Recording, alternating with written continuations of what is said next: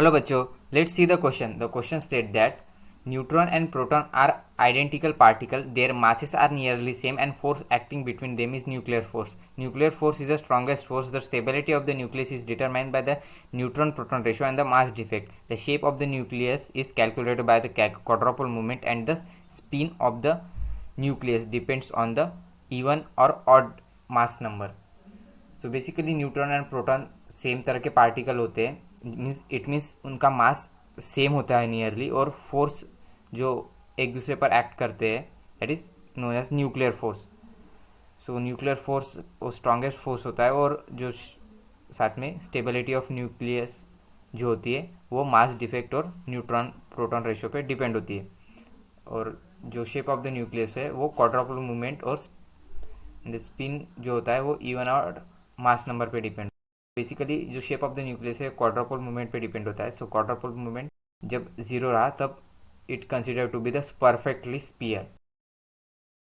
Here the question is a force between two proton is same as a force between proton and neutron. The nature of the force is. So जो force जैसे कि हमें यहाँ पर कहा गया है कि न्यूट्रॉन और प्रोटॉन के बीच न्यूक्लियर फोर्स होता है. तो इस प्रॉब्लम का की कंसेप्ट क्या हुआ? की concept of this problem is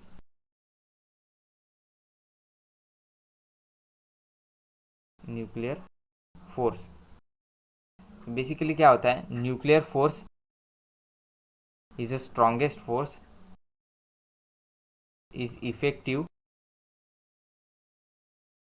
below 2 into 10 to the power minus 15 femtometer.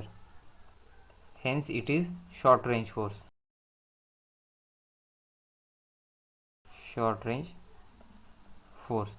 So out of these four fundamental force, the strong nuclear force is the strongest one, because जो यहाँ पर जैसे कि हमें पूछा गया है कि force between two proton is same as a force between proton and neutron. So proton and neutron are the nucleons and they possesses the nuclear force.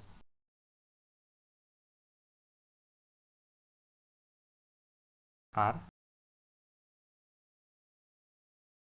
they bind with each other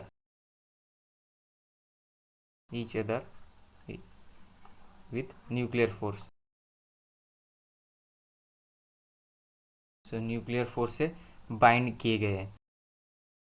उसके कारण जैसे कि हम देख सकते हैं यहाँ पर दो प्रोटॉन जो होते हैं, दो प्रोटॉन का चार्ज सेम होता है. So in the electrical force if the charge is same then it repel. वो साथ नहीं आनी चाहिए, but due to short distance यहाँ पर, और यहाँ पर क्या हो रहा है कि वो they are close to each other, not far apart. So hence there is no electric force. And gravitational force में क्या होता है? This is related to the mass. So more heavy mass के तरफ लो मास जो होता है that is less mass is attracted. But यहाँ पर मास का भी कंसेप्ट नहीं है क्योंकि दोनों का मास सेम होता है. एंड बचे हुए that is weak nuclear and strong nuclear force. So this is the strongest force because it is stronger than the electrical force. Hence option 4 is correct. So आशा करता हूँ आपको सॉल्यूशन समझ में आया होगा. Thank you.